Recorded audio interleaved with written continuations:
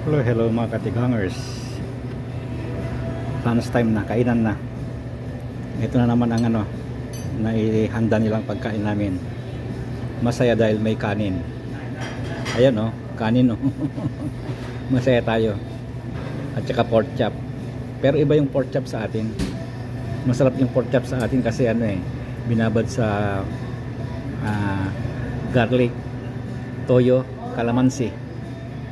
Kaya yun ang nagpapasarap sa natin, pork chop natin. Ito chicken. At saka yung gulay namin, beans. Tinikman ko na yan, naputol na yan, tinikman ko. Okay na. Hindi matigas. At saka aming soup ay loaded potato soup. Bakit kaya loaded?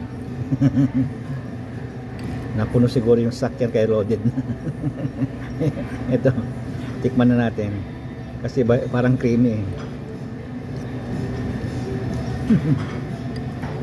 Masarap.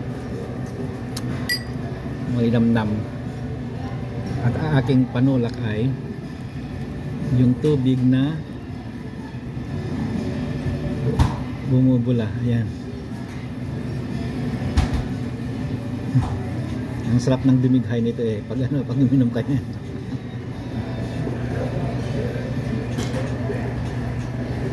Masarap ang kain dito kasi mabango yung kanin. Ewan ko pa anong klaseng ito. Jasmine rice. Kasi ang tatak nung mga dito Roland yung sako hindi sako pala, bag. Kasi iba yung sako at saka yung bag. Yung sako sa atin 60 kilos. Dito pounds lang, like 50 pounds lang yata. Yung pinakamalaki 50 pounds. May 25, may 15, may 10. Ganun. Kaya hindi sako, bag lang. Tikman na natin ito ulit. Okay. Kasi kung minsan hindi luto yung half cook ito okay ito. Crispy pa rin pero kayang kainin.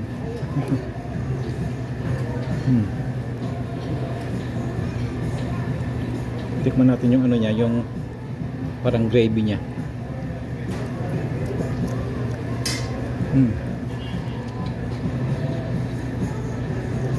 Lasang inihaw magaling sila. Okay, kainan na. Bye bye.